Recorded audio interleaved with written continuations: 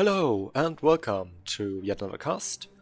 For you today I have a custom 6v6 played on the map Adaptive Bosem Valley.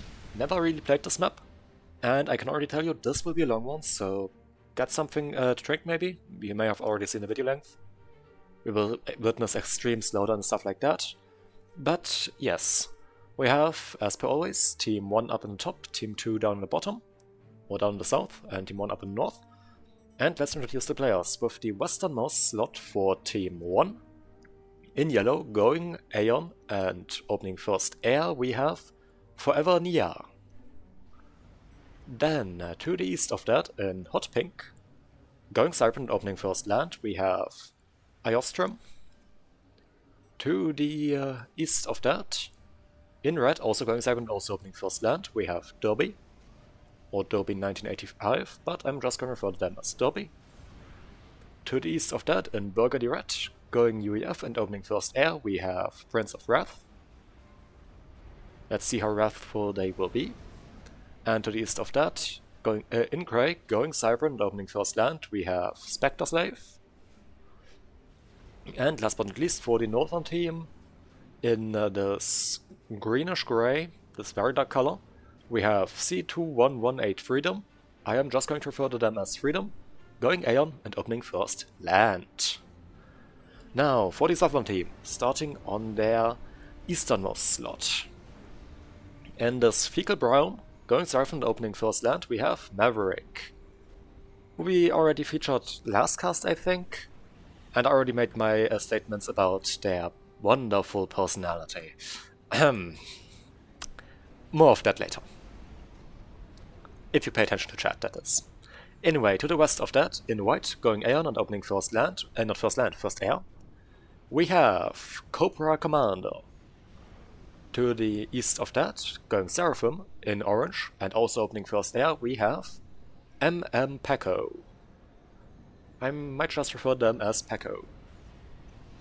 Then, to the east of that, in the stark green, going UF and opening first land, we have Legend Lore 2, or how I am going to refer to them as Legend Lore, as I don't think that 2 is too important. I don't think there's another well-known Legend Lore, or, well, I mean Legend Lore 2 is probably also not well-known, but I'm not sure if there is another Legend Lore in this community, so not sure if there's a point in stating that too. And to the west of that, in this piss yellow, going UAF as well and opening first land as well, we have Interloper. And last but not least, also going UEF and to the west of that in dark blue and opening first land, I think, going by the position of this factory right here, we have the Wreck. That's the introductions out of the way. Now, about the map. This is 20k. It might seem a lot larger than it actually is, but partially due to all of this detail, and big kudos to the mapper, because if you look at this map, this does actually give off vibes of a semi-realistic terrain, though it is of course mirrored since you know how it is, balance.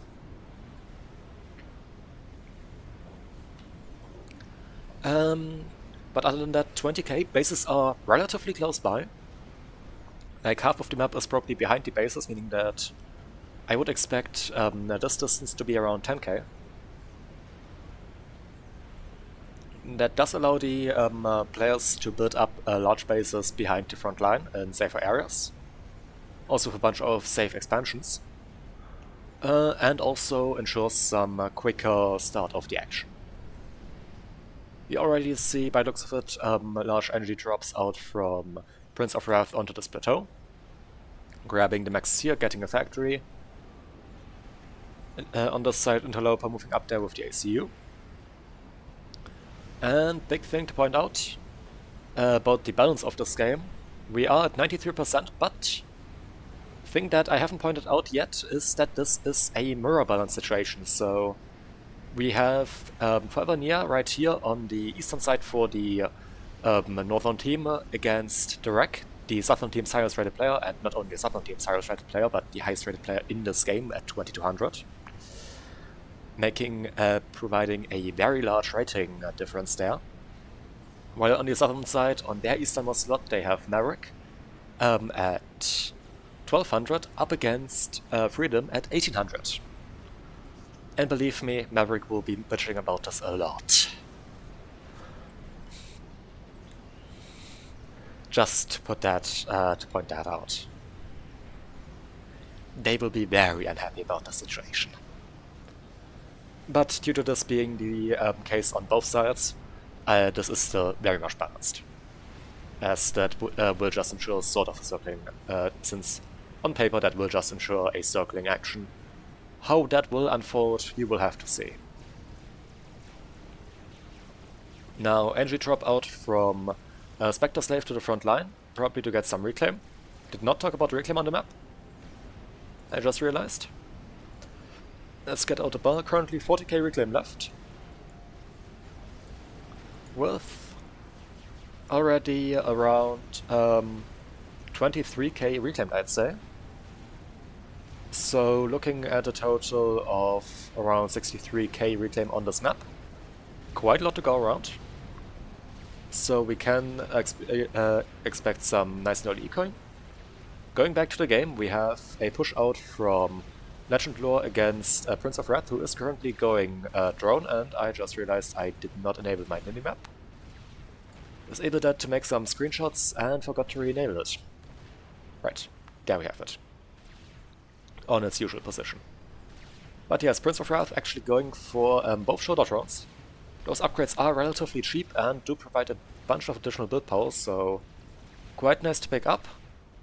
But apparently Pecco already getting into the area to deny the shoulder drones by just sending in an interceptor and shooting those down. Being a bit of a nuisance there. The other thing, of course, shoulder drones don't provide any additional HP or stuff like that, they are just additional build power. It can be useful, but not always. But Legend Lore already with gun, pushing in, and Prince of Wrath down into the yellow. Derby also moved their commander into the area, but that is also without upgrades. Though by looks of it, Legend Lore is currently behind on spam numbers. Now, how are situations looking on the rest of the map? We have a gun upgrade going out for Maverick, with a rather large army right here massing for Freedom. The push right here continues for Legend Lore, also taking out this factory right here. Though they need to be careful as they do not have large spam numbers, and there is support coming in from Spectre Slave as well into the area. And if they overextend, that could end very badly. Now we have T2 going out for Interloper.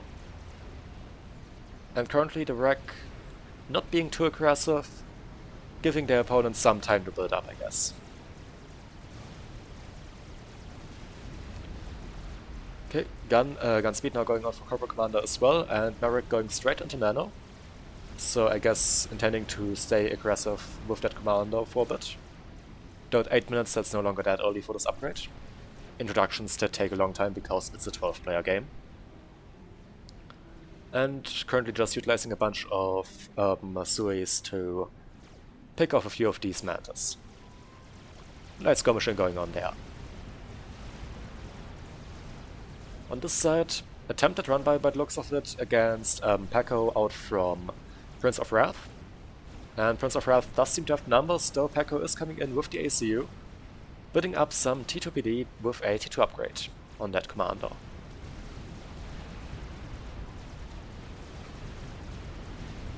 Now, what we do however see is a bigger group of reinforcements coming in for Spectre Slave. And those might cause a bit more of an issue. Especially against that T2PD. Well, I mean, no. To be fair, no, that T2PD will probably take that out quite well, as it does outrange T1 units by quite a bit. Though it can be overrun easily depending on the PD you use. But currently Northern Team forced to pull back on this front, but just by presence of PD on this angle and presence of units on this side with the commanders here as well. Gun now going out for wreck. And Maverick just giving the ping to go, so push starting right here after the retreat of Spectre Slave to grab that area in form of map control with its army. Definitely a good call. When your opponent retreats, you can generally make a small land grab with your forces if you still have them, and secure a forward position. Though you need to be careful to not overextend that. But with the layout of this map, this does not really lead to a widening of the front line, and thus you can't really speak of overextension. Meantime, up here, Merrick trying to push out against Freedom, who already does have T2 and is already reducing paces. And something that I just noticed on the minimap, there was actually a drop right here in the back, building factories and even claiming maxes for Freedom, threatening the back line of Maverick. Are they aware of that going on? No. Well, they might be aware that these maxes died, but they do not see what is going on there. And possibly also distracted by a drop of a bunch of fervors right here that have taken out maxes, and also one factory at this time, potentially another one. Well, never mind. There's only one fervor left, but let's see what that does. A big chain of T1 P-Gens started for Paco. Interesting, would expect to see maybe some T2 power instead, as that is much more compact and generally a much better idea than this. But we will have to see if something like that does come out in the end. Big chain of T1 bombers out from Corporal Commander going after the ACU of Prince of Wrath, who does have gun now, and taking a lot of fire from the Shimmers, but there are already intis in the area for Spectre Slave that will start to shoot down these bombers. And Prince of Wrath also already in the process of evading the bombs to reduce damage taken. The push right here in the south, right from the back, does seem to be rather effective, now actually starting to threaten some production capabilities. Some flag now being produced for Maverick. Aloha armed, or welcome, or however, yes. Meantime, up here, push currently out from Legend Lore. Now currently a lot of zooming going around, but there are, by the looks of it, two major fronts currently with the middle and the side drop out from Freedom. But the push from Legend Lore has currently been repelled by the forces of Prince of Wrath. And, and some supporting T2 now out from Spectre Slave. Also already out with MMLs, meaning that this firebase will not be holding out for much longer, as MMLs are the proper counter to firebasing. At least tier 2 firebasing, if there isn't any proper RT in there. As PD does get outranged by mobile missile launchers.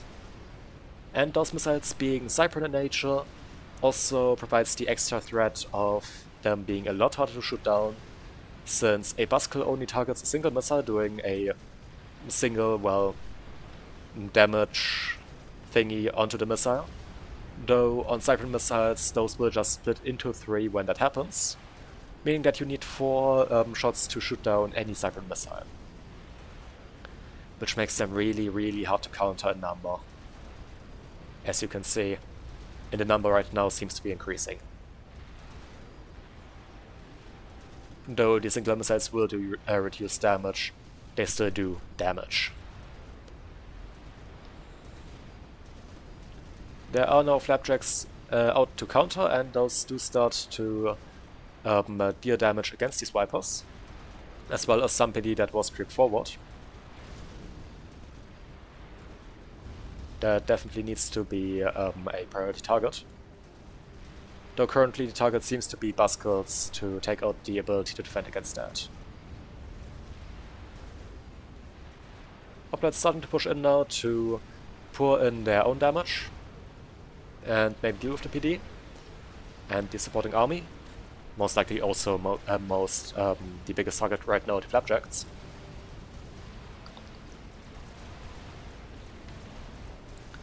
But the existence of those and a continuous build-up of buskers when they go down might mean that this position could be held for a bit longer by Legend lore.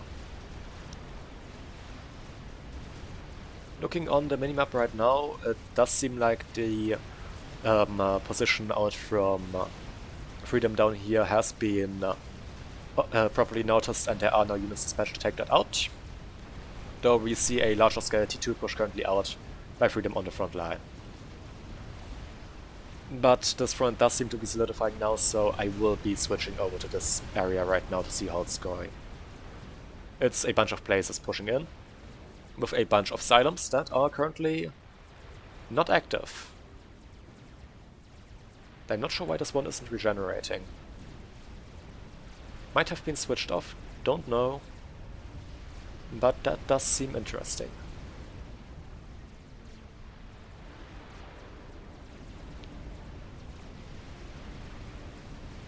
Now, those places do cause a lot of damage, especially because Maverick is still mostly on T1 spam, which is rather weak to places due to their high fire rate and high damage. But also their relatively high range.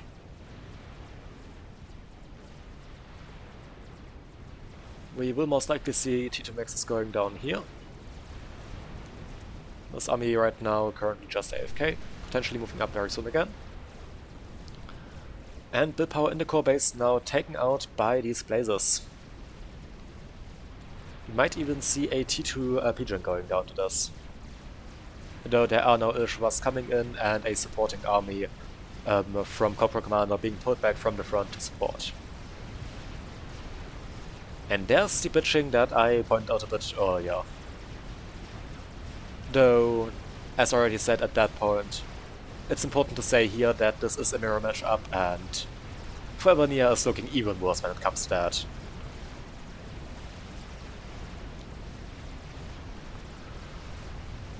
We do see T3 Air actually out for the wreck.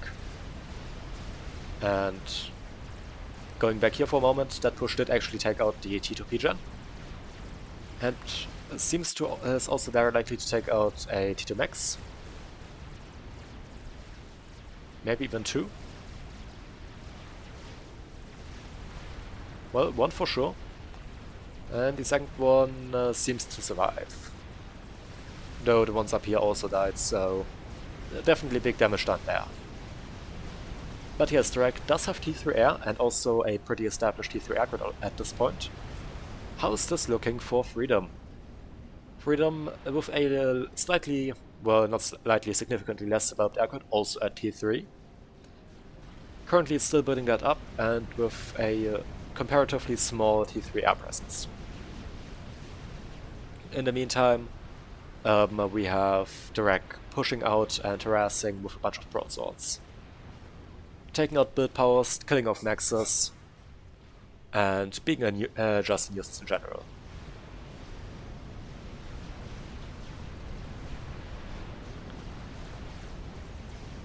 Now, things seem to be slowing down for the moment.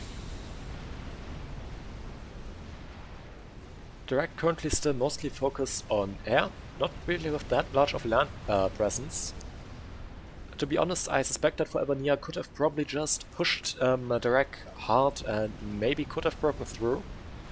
Though at this rating, I wouldn't be surprised if he would have also, if they would have just managed to quickly adapt to that and get some counter to prepare for the next push. We also do see Harveys now out for Freedom. That will definitely be a big headache for Maverick once that push comes in, as they're currently still in the process of recovering from the last one. And in the middle, the number of Vipers does seem to have increased significantly once again. And you can see that this just annihilates any type of defense, as it just, well, overwhelms any ability that Buskers would have to just do anything. However, there is now an army pushing in, taking some fire from the Cerberus turrets, slowly tickling them to death, but with bricks also being on the front line now, those can quickly chew through those can tank a bit more and quickly chew through some slightly less tanky T1 and T2. And would you look at that, a Ravager. So there's a solution to the constant fire basing, I guess. Just outrange it with the Ravagers. Now just taking out Cerberus turrets and stuff like that. Wait, is that a tactical missile? Yes, it is, right here. I actually do have two. And one with 80 mass killed, another one also 80 mass killed. So not too much value right now. I think just picking off T1 maxes right now. But that is a lot of Vipers. Now, something I noticed up here, did not talk about it. A GC under construction for Vernier. Currently under threat, however, by Direk, who did start a Ravager creep with a bunch of Klinkhammers. Just bombarding this position now. And those Ravagers will quickly shred through the shields, taking out the HP pool and allow the Klinkhammers to annihilate those. As you can see right here. And by the looks of it, the GC actually in Ravager range already. But T2 power being the main target right now. And the... well, okay, the damage... that didn't do too much damage, but... now that the shields in that area start to collapse, this does not look like a sustainable position. Vernier will probably have to pull back from here. If they want to survive. As I'm not sure that they will be able to finish the GC.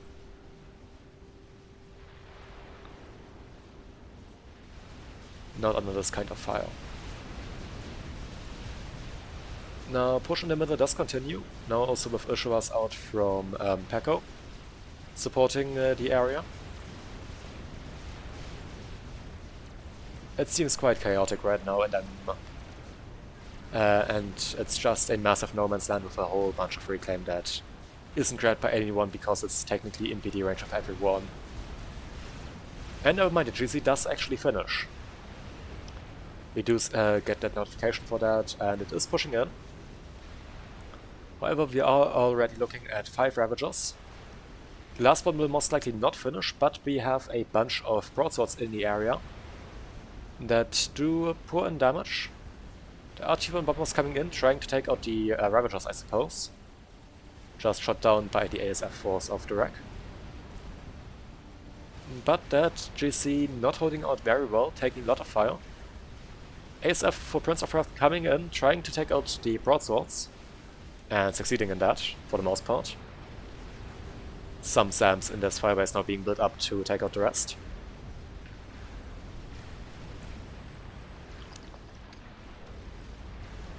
But that appears to be a little too late as more broadswords come in, and with that, the Ravager, not the Ravager, the GC is quickly shedding its HP and is about to go down, about to die. And there it goes. Any second now. Or not. So close. So very, very close. Big T3 production now started up for Direk, with currently a focus on Titans by the looks of it. And also just more build power to get up more land factories.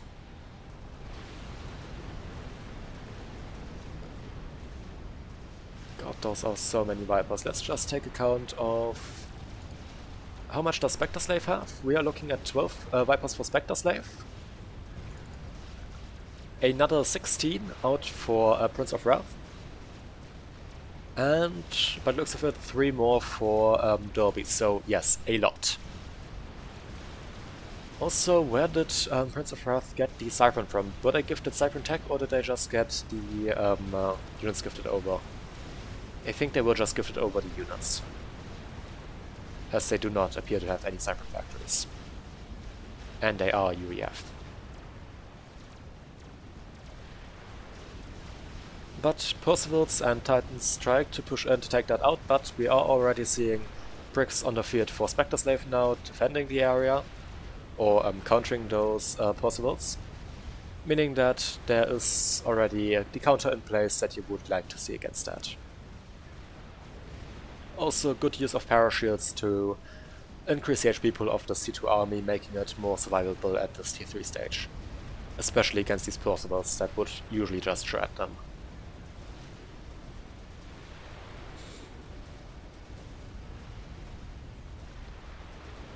And with that, the position of Legend Lore seems to be basically abandoned just due to the sheer amount of MML fire and all of the army that has now just wrecked the army that was there for Legend Lore. In the meantime, on the western flank, a bigger army starts to build up for the wreck, now also with a whole bunch of Percivals. And we also see some spearheads. The T3 mobile missile launcher of the UEF, with a higher range than normal mobile missile launchers, and this 3 missile magazine, you could call it. And also very fancy reload animation. It fires a volley of 3 missiles, after which it takes a bunch of time to reload, and yeah, it's generally very good. And there goes the ACU of Forever Nia. Down to a bunch of Percivals and Titans. Trying to build another GC, not being able to finish that. But apparently with a tactical missile launcher of their own that did get a bunch of value. Now, this is played on full shares, so everything does get gifted over to Freedom as the highest rated player in the lobby. Or on the team, not in the lobby. That honor goes to the wreck. But we see more spearheads and more T3 now building up for the wreck, who has started building a lot of T3 factories now to sustain their war economy. Or not war economy, but their war production.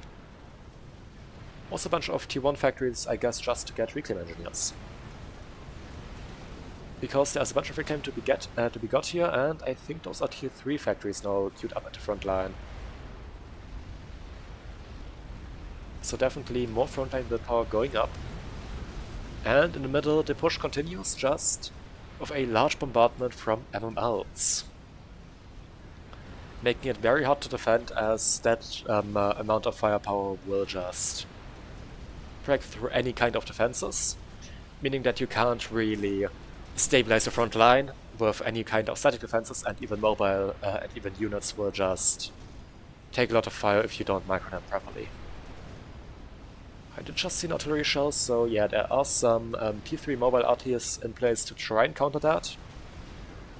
But the combination of parashields with these mobile missile launchers is very, very deadly. But we have a nuke ping without the proper nuke ping. And by looks of it, that, there is a big projectile coming out from the interloper. And if you look at that commander, that does have the Bully Nuke upgrade. The tactical nuclear missile that the UF got access to. A big missile that does that. It does a big boom. Very expensive. And also very powerful, however, since it also takes 3 tactical missiles to shoot down, tactical missile defense shots to shoot down, though it doesn't take strategic missile defense shots, it's tactical missile defense, meaning that it's still easier to shoot down than, for example, a normal nuke. Though you would expect it to be a lot cheaper to take out, as it is easier to get than a normal nuke, significantly easier. And it also reloads significantly faster. But those missiles flying in, about to deal heavy damage to the base of Iostrum. Iostrum notices, pulls that commander out, since that missile does one-hit the commander, but the Air HQ and I think even the Land HQ do both go down to the nuclear hellfire coming out of that missile. Also big twin camera battery right here. Let's just check what range we actually have of this stuff. Right. Lots of no man's land guaranteed with that, and a very big range. That nuke seems to have been at maximum range right here. Out from the ACU, since this big yellow circle is the range of this missile. Though a big power stall, as that nuke does take a lot of power to load, just like a normal nuke would. Now, big push from these Bosems, still going out for Trek. Into the base of, well, now Prince of Wrath, formerly Forever Near. And dealing a lot of damage to this. We now do see some broadsides out from Prince of Wrath trying to defend, but the ASF for the wreck are in the area, meaning that that will most likely just get shot down momentarily. And the backline Ravagers, and not Ravagers, broadswords firing down into a bunch of Nexus. One T3, one almost T3. Going down before it actually reaches T3, but still basically at the cost of a T3 max, due to being 99% finished on the upgrade.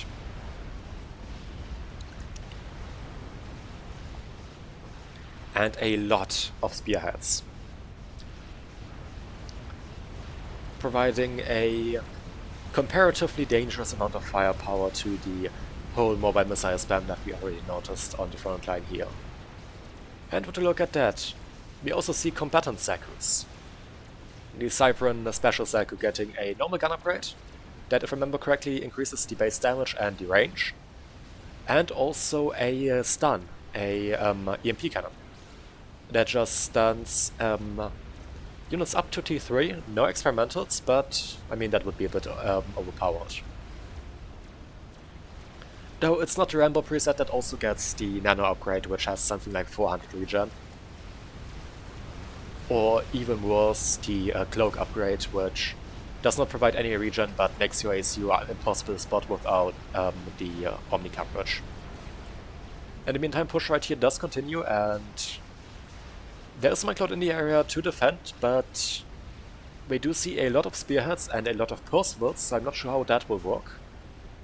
A lot of TMD thrown up, but I'm pretty sure that that just gets overwhelmed by the sheer amount of spearheads that we see here. 22 right now. So, since that is a 3 missile volley for each of them, a full volley from that would conclude 66 missiles. That's a lot. In theory, though, those will not fire. Those will not have synchronized fire. But the Monkey Lord does does actually get a bunch of kills, including a bunch of these spearheads that pull back and continue to fire missiles in very, very wonky arcs. If we look at this, as the interesting part about mobile missile launchers is that their firing cycle is not based, or what they can fire at is not based on their direction they are looking, meaning that they can just fire backwards, though those missiles will just either not hit properly due to their arcing due to the arcing working a bit wonkily, or just a very, very high bow or arc with a very steep decline. It does look very funny though.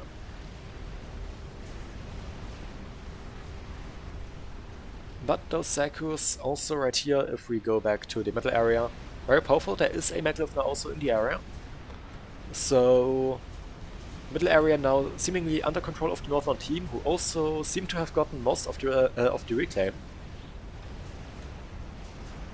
And a GC out for freedom on the eastern flank, pushing into the constructs of Maverick, who did build up a battery of tactical missile launchers that are now firing into the GC, or, well, missing due to that GC just moving. But yeah, not too great of a situation, as there doesn't seem to be too much to counter that at this moment in time. There's a little bit of T3, but nowhere near enough to counter a proper force of Harbingers and a GC, with a bunch of BD now being attempted to be thrown up. A chicken is under a way for Maverick, though I'm not sure if that will actually finish with the imminent doom of, or imminent threat of that Colossus. Saku is being airlifted into the onto the western flank by Direk. Onto the direct front line, I guess, to grab what is to be collected here. Also, T3 engineers actually up at the front line. And those are where Saku is currently building up an Omni to provide proper intel coverage, I guess. But the bombardment of MMLs does continue, and with that the base of Iostrom is basically completely annihilated just by a ridiculous amount of missiles.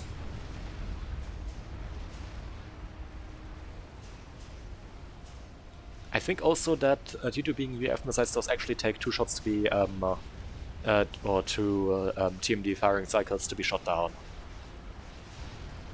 as that is the special party trick of the UEF missile, making them also very annoying. Not quite as annoying as the Cypern, though. Unlike the Cypern, they do still do full damage when they only got one, when they were only hit once. Bunch of restorers out for freedom on the in the east. That another GC apparently out continuing to push here, and this one just, well, walking through the base of freedom, not freedom, wrong player, through the base of Cobra Commander, and getting into the base of Paco now. Though there is now a bunch of Proud Swords to help with that, as well as a few Restorers and a Fat Boy. So that GC will end up going down. Finally. Up here, the push continues, and maybe let's take another count of MML counters or spearhead counts, and well, up to 56. At this point we can say that it's basically impossible to defend against this amount of missiles, though Derby is making a valiant effort in trying to still do that. But realistically there's no chance to actually defend against a missile volley this large.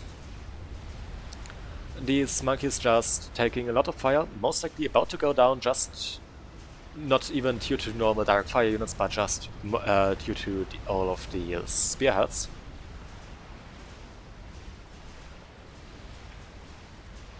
Also, I think that did a whole bunch of overkill damage to this Monkey Lord rack, meaning that there's not too much reclaim to be got there, but yes. If you look at this, a lot of shit going down.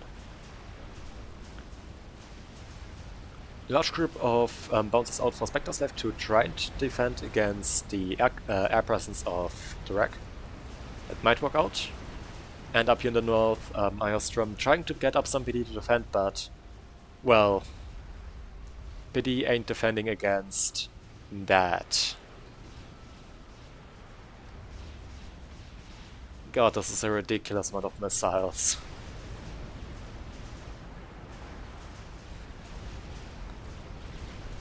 Good thing that terraforming by explosions is not a thing in Subcom, because I think the craters you would get in the wake of the spearheads would just be ridiculous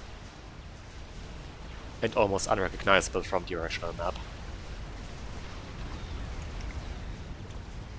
Second Monkey Lord goes down to a whole bunch of Titans. And there is still another Monkey Lord right here that might also just go down to, well, MMLs, spearheads. As I don't think that there will be anything on this flank holding out. In the meantime, a big cloud of Restorers gutting the base of Maverick. Though I suspect that Direk, who is basically in charge of the Southern Team's air, is currently too busy taking care of the of their own offensive to notice that. And, well, GC, and there's also still a GC here that is also continuing to gut things. But with that, Maverick is basically homeless. A homeless man with a gun.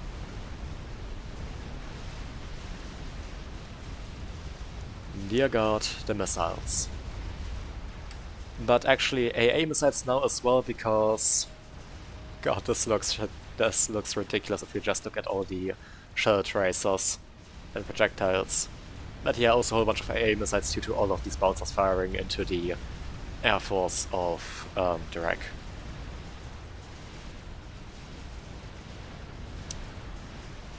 Yes, that is a lot of firepower. Now, while that is going on and things are continuing up there, never mind, there's an airfight that seems to be won by the Northern team. Should have probably paid attention to that when it happened, but yeah. The wreck losing a big airfight. Maverick apparently very unhappy with their neighbor, Cobra Commander, who, considering the situation that they are basically down on rating with Freedom, who is their main opponent right now, by 1000 rating points. I can't blame them. And I was looking for maybe send-off stuff or stuff like that, but would you look at that, a Paragon being built by Freedom. Anyone aware of that? No! No one has a clue that this is going on. Though Freedom's commander very, very unsafe. Just out in the open. But what I wanted to look at was proper standoff tech. Well, we do have a nuke launcher out for Spectre Slave that is about to load, or very close to loading. And at the speed that this army will progress, I suspect that it will most likely load before it dies. Bunch of broadswords coming in for Rack now to try and help with these restorers. Neat thing about gunships is that they can fire upon other gunships as they fly lower than most aircraft.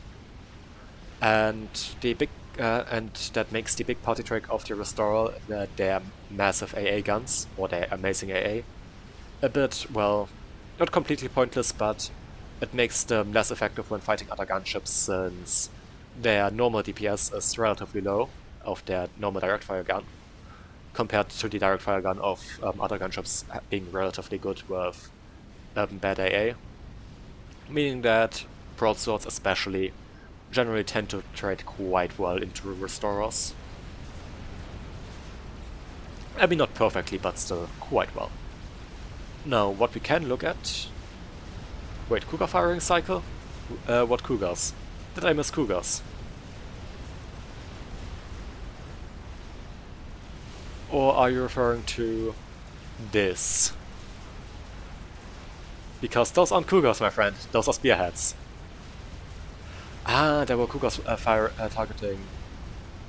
Wait, were there? There's an UAF on this flank, so I have to doubt that. Just to the left? Oh, yeah, sorry, I'm just blind. I'm just blind. Usual caster stuff, I am just blind. Thank you, Arm, for pointing that shit out. What I wanted to look at was SMD. There is one in the base of Corporal Commander that is currently not loaded and nowhere near loaded, which is not a good prospect with the nuke almost loaded for Spectre Slave, or at this point possibly even loaded. We do have one up front here for Legend Lore, and this one is loaded. One up here for Interloper, which is also loaded. And SMD out for the Wreck, which is even loaded 3 times. And there goes the nuke out. And where's it going? Where's it going? Where's it going? Can we find the nuke ping? Or is that a PD nuke? It is indeed a PD nuke. Oh, wait, no, it's not a PD nuke. It's going after the frontline establishment of the Wreck, who built up large numbers of T3 factories, allowing probably the reason that they are able to spam out this ridiculous amount of spearheads and units in general, but also grabbing the maxes as capped T3 maxes. Ooh.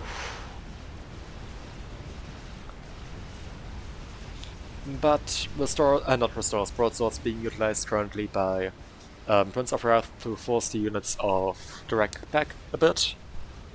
There are some Cougars in the area that do provide a quite deadly firing cycle, and I'm pretty sure that the Kuka production of the wreck has been stepped up as there is now larger numbers coming in as well. And those two total gunships for now. And with that, the mobile missile fire has slowed down for now. Just out of curiosity, how much are we looking on the map right now? 117 spearheads. And I was wondering when checking this replay why there was so much slowdown. Big thing about the wreck apparently this game, they are not interested in even going experimentals, just full on T3 spam. And I can respect that because that is a lot of fun. Just drowning your opponent in numbers. In raw numbers. But the large unit numbers do get a bit laggy. Megalith and 2 Megaliths out from a Spectre Slave to defend the western flank. With a whole bunch of bouncers as well.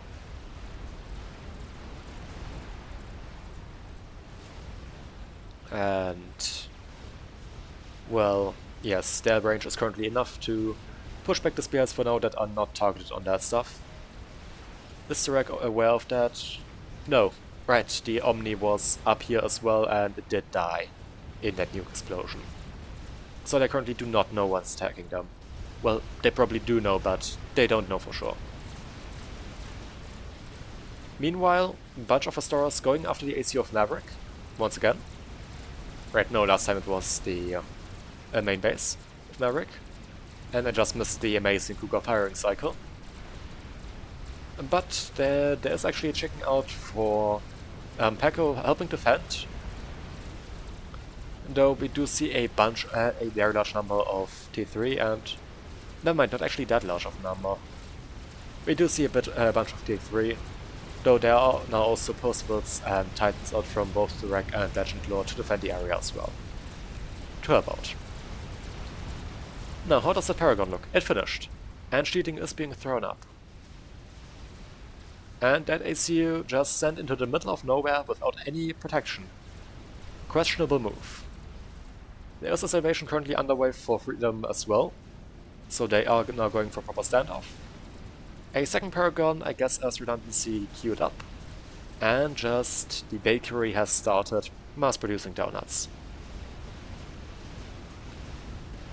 But this Paragon currently around halfway used.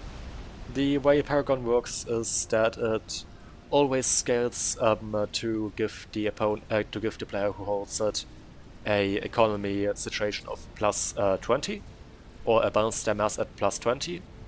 And I think plus 1000 for power or something like that, not too sure which one it was.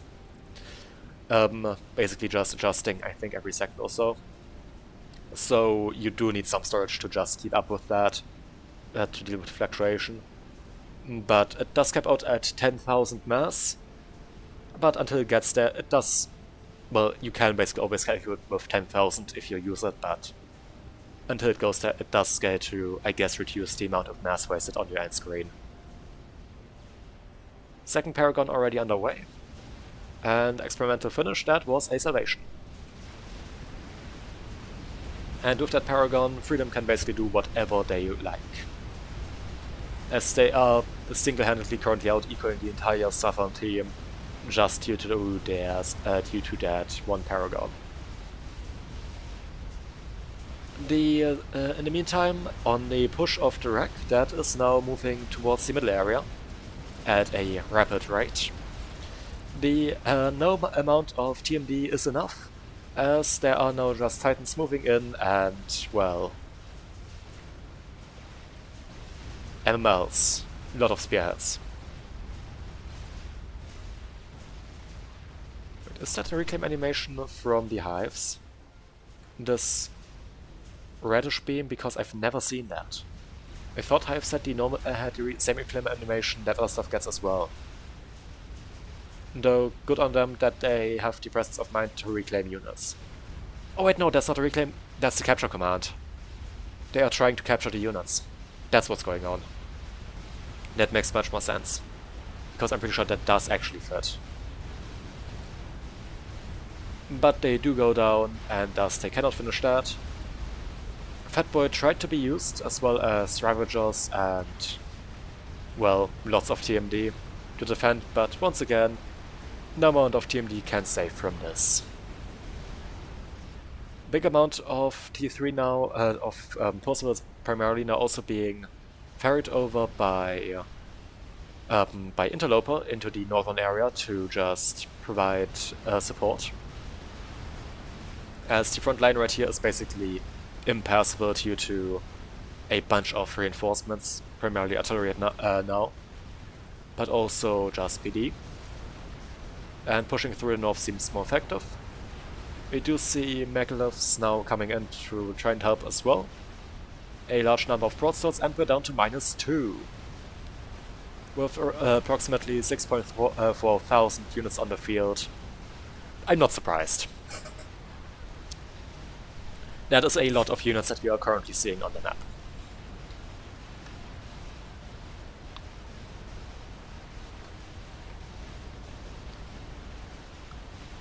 But broadswords pulling back due to air units coming in for both Interloper and Direct.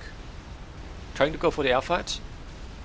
But I suspect if my PC is at -2 watching this replay, and like I'm not top of the line flagship PC, but it's pretty decent, I expect there to be more like a -3 to -4 situation in actual game for these players. Because replays generally are less laggy than the actual game due to, well, no slowdown from actually syncing from the whole multiplayer communication, and also I think some other optimization or stuff like that. I know that replays tend to drop less in their game speed than the normal games. But okay, we go back up to -1, never mind, we are fluctuating at -1 to -2. This is bad.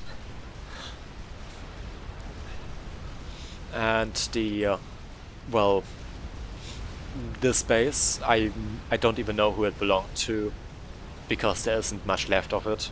I think it might have been Derby. Completely annihilated. Wait, no, I think Derby... No, wait, that was Iostrom. This was Derby. Basically no remnants of that base. Except for a bunch of reclaim that is currently not being collected due to the area still being contested by a bunch of Megaliths, a Fatboy, and a bit of PD. But the counter push for the, well...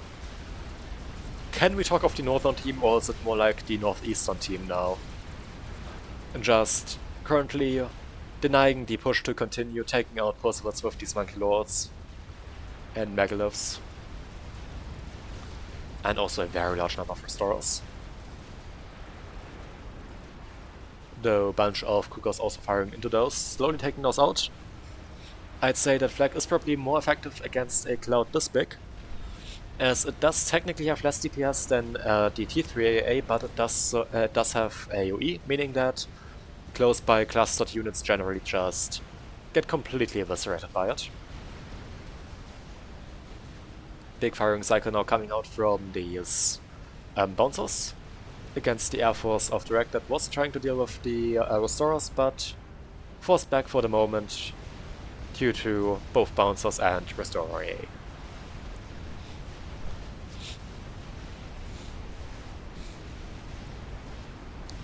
Right, with the situation of the Salvation, how is Standoff looking? We do have a Novex Center out for Drag that apparently just finished, as the Novex is currently flying out. And let's see, there is a Duke underway for Legend Lord. Not Legend Lord, Legend Lore. To help with that.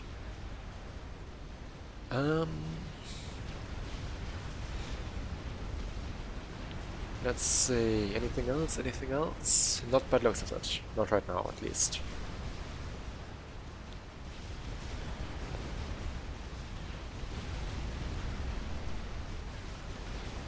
And how many salvations are we up to? 2 right here. Another 2 right here, so currently 4 by the looks of it. A second Paragon did finish. I have to criticize Freedom for not actually sending over one of the Paragons to their teammates. They aren't even maxing out one Paragon, they could just be gifting one over to their teammates, even though it is for redundancy, because it's the good thing to do. There are some players that could definitely use some additional mass to help defend. Big wave of GCs now just preparing and massing for Freedom to, I guess, push Maverick once again, just with that unlimited mass. And they are up to 12k mass income, so okay, fair enough, they are technically maxing out one Paragon. Though the thing that is definitely to be criticized is that they did not gift over their normal eco. As at this point, it is very unlikely that they will lose their Paragon, or if they will, then normal eco won't save them either. And that's something that their teammates could definitely make use of.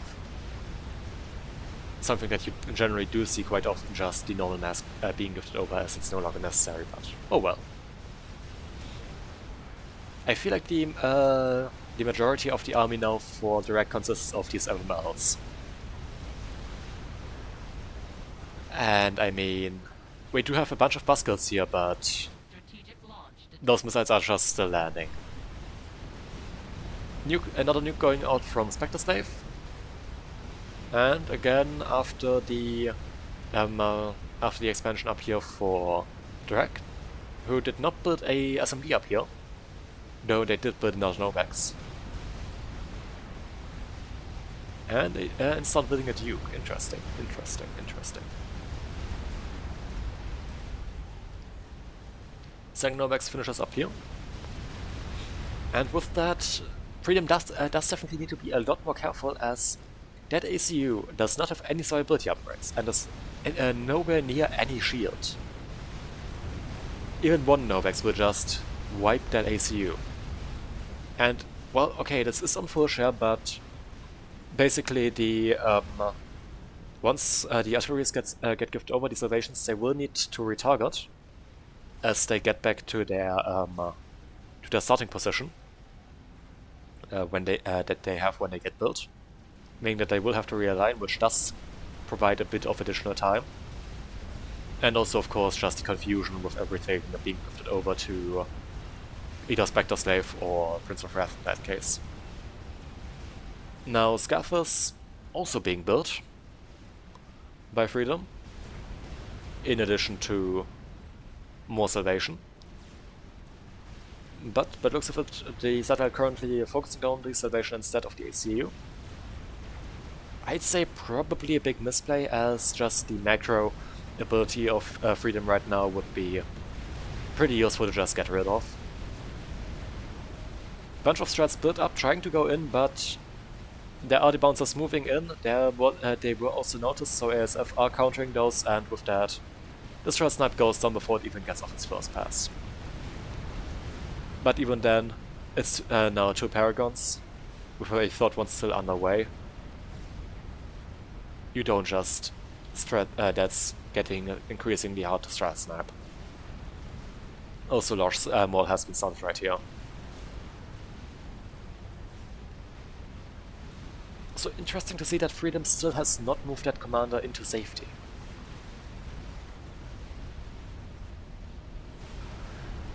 You would really expect that to happen. Salvation now getting into the now starting to take out the Staff of Freedom in conjunction with just Restorers, which will also just create a big no-fly zone over the base of the wreck,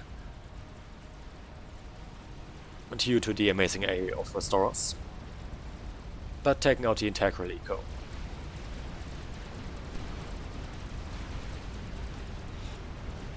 And Freedom actually up to 14k mass investment just a moment ago. This is getting ridiculous. The push right here continues, and there is actually now a fat boy out for the wreck. I think the second nuke did... Never mind, there's an SMD up here that did actually shoot down the missiles, so no, the second nuke did not land. And thus there is actually a Duke right here that did finish, and the second one under construction, as well as the Novax. But it seems like the Salvation has retargeted, or the Salvations.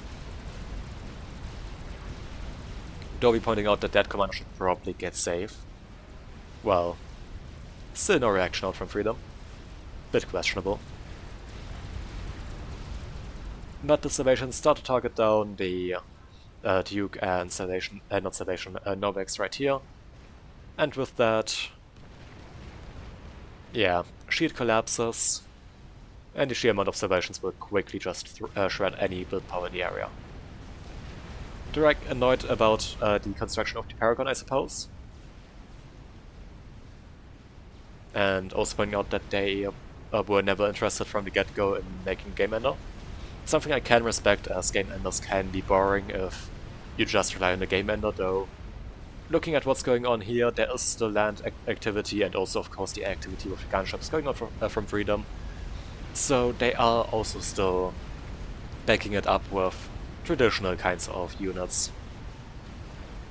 The big important thing to do when you go for Game Ender, as unlike the name might suggest, the Game Ender itself is unlikely to actually end the game, in most cases. Unless you just bring your opponent to Control K. What you actually still need to do is capitalize on the collapse of your opponent's stuff. As the Game Ender is generally used to take out their bases, economy, stuff like that. You still need land or air to just break there to still kill the ACU in general. As that is something that you don't tend to do with the Game Ender itself. But a bunch of Restorers now being used to defend against this horde of the wreck. And yeah, I'm pretty sure the wreck just went into full-on reduction of spearheads now, though they are down to 91 by the looks of it. Never mind, it's 115, so technically more than at our last count. Another nuke comes out. This time from this big nice nuke battery built up here. Honestly, would be nice to maybe just see some adjacency to increase the build time. Due to the build power being the same, but if you reduce the cost of the missile, by for example building mass fabs around it, or pigeons. Not sure which one the limiting factor for nukes is. Never can remember that. You do also reduce the time it takes to build that.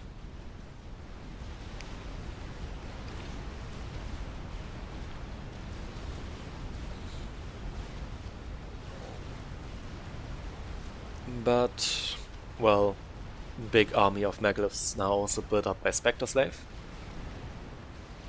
And those will be very good in defending, as Megaliths are very, very tanky. Salvation are retargeting basically on anything that fires back, so now the artillery right here is got its turn. And yeah, I think Novex up here already died. Duke has been started, and we do see an explosion right here. I think that was the missile from Interloper's commander. For some reason, going into the area. Not too sure what was here, but well, whatever it was, it's no longer there.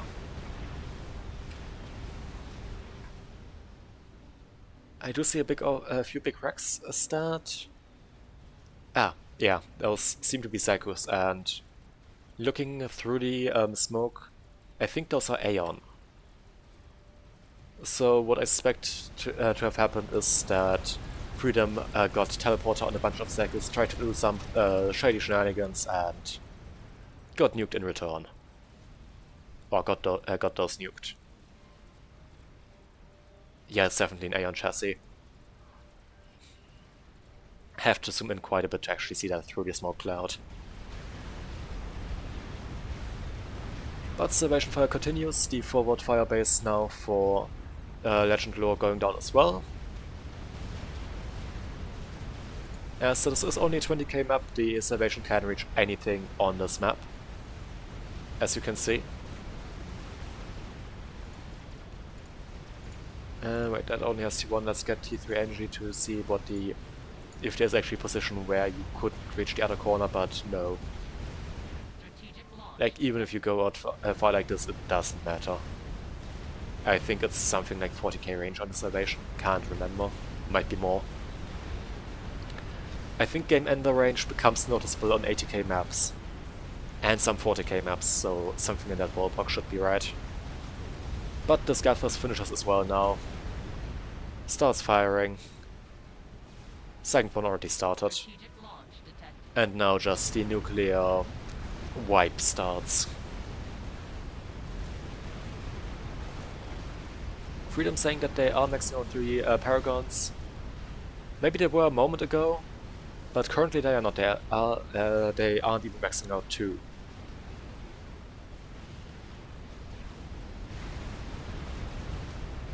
But Southern team a bit annoyed about how this turned out, about the use of the Paragon. And I know that the Paragon is a very controversial unit about its existence, and we do have a desync at the end, but it's a single desync, it doesn't do anything. I have checked this replay, and at this point it's pretty obvious how this is going. I know there's another one, but still, it's pretty obvious how this is going, so it doesn't matter too much. But yeah, I know the Paragon is a bit of a controversial unit due to not being useful when building up, due to being very situational, but when used very correctly, very powerful, like incredibly overpowered. My position on the Paragon is that basically I trust the balanced team to know what they're doing most of the time. Like, I know that the majority of the time the balanced team is just sitting there smoking crack. Well, there are cases where you might think that, but that's not the majority of the time, I think. And in general, the Paragon is very situational, it's not very tanky, it does need a lot of defense. It's a big investment, and if your opponent is going game ender, then it's not worth going for the Paragon, because you will get your Paragon up at approximately the time your opponent will get the game ender up, and a game ender fires back, a Paragon does not. So that does make it, in such a situation, was, as I pointed out, very situational, very expensive, and all in all, it's unit in the game. If you don't want it in your game, either just agree with, to that beforehand or disable it in your or just ask the host to disable it in the lobby. Though if you want it to be rated, just make the agreement beforehand to just not use it.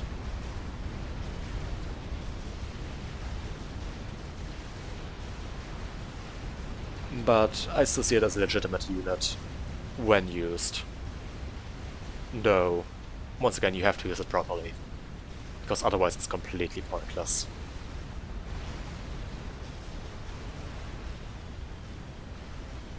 Like, even more pointless than any other unit that isn't used properly. But the remaining base of Direct goes down. There is actually a Duke that was managed to be built up, though currently with the Salvation Fire in the area I don't expect that to hold out for much longer. Large amounts of Restorers being utilized to just break everything. We are currently looking at 123, and the general production for Direct is basically completely annihilated. Tail Snipe attempted into this corner. Big amounts of T1 BD now started. Right, Interloper trying to just get a bunch of tactical missile launchers up here, but well, there was already something established in the area, so that did not work out. Bunch of Raptors being built up, as well as a bunch of Oblivions, and there's still a Paragon right here that can be continued to be built. Also just this Paragon right here, completely unshielded. Another tally right here from a Seraphim commander, I think that is Merrick. The rest of the team seems to have control Kate. I guess trying to go for the desperate tally snipe on Freedom, but at this point they are nowhere near that.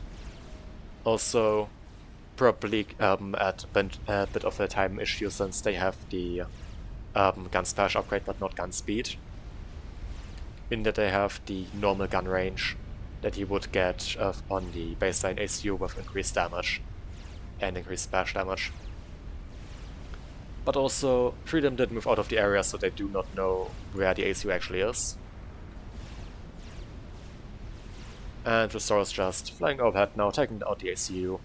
That does not have too much survivability due to not being able to have the nano upgrade with the teleporter, as those are separate slots.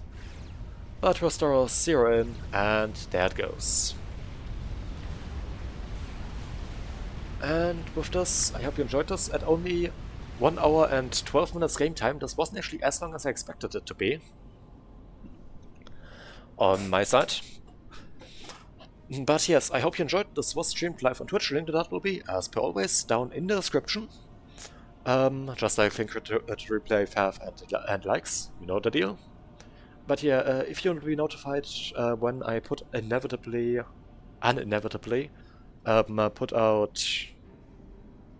Is it inevitably? I think it's inevitably, yeah. God, English isn't my first language, okay? Give me a break. But yeah, when I do end up putting out other casts and you want to be notified about that, you can always subscribe. It's completely free. And yeah, I think I already told you to leave a like if you did enjoy this. Or don't. I mean, can't force you on all that. But yeah, with that, hope you enjoyed, hope to see you again in a future cast, and till then, bye!